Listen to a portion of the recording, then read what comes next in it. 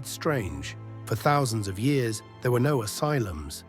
Then, suddenly, around 1800, every country decided people had gone insane. Within 50 years, America built over 100 psychiatric institutions. England, France, Germany, the same pattern. No slow evolution, no prototypes. Just boom. A global epidemic of madness, conveniently arriving right after the Industrial Revolution. They said it was moral reform, that we needed walls to contain the broken minds of society.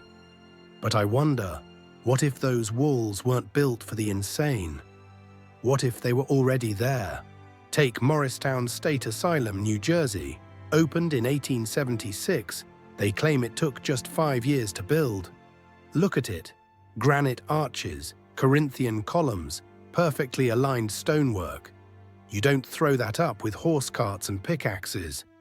They credit Samuel Sloan, the same architect linked to prisons and courthouses.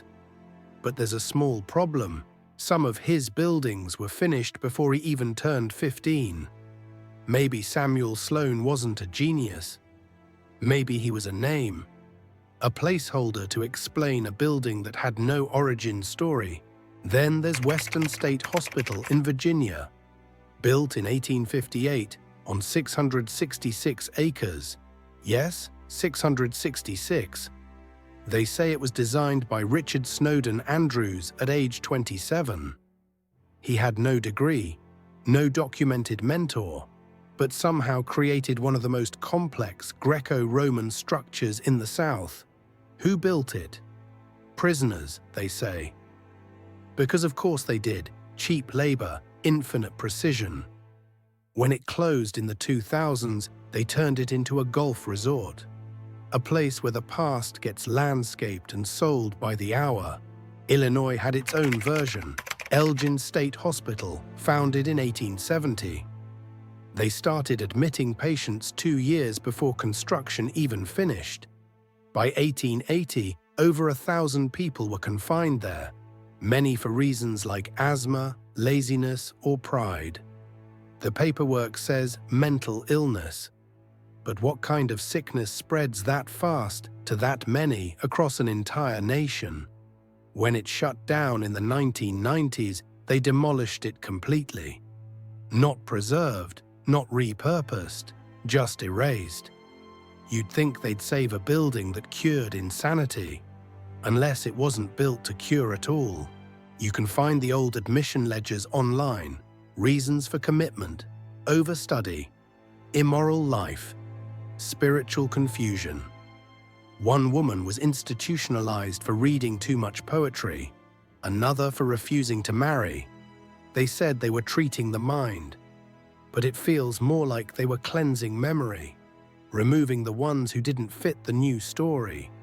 Maybe the people they called mad were simply the ones who remembered how the world used to be.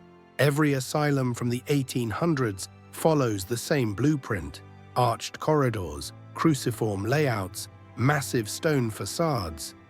They said the design helped calm the soul, but when you look at it, it feels more like containment, like fortresses dressed up as therapy.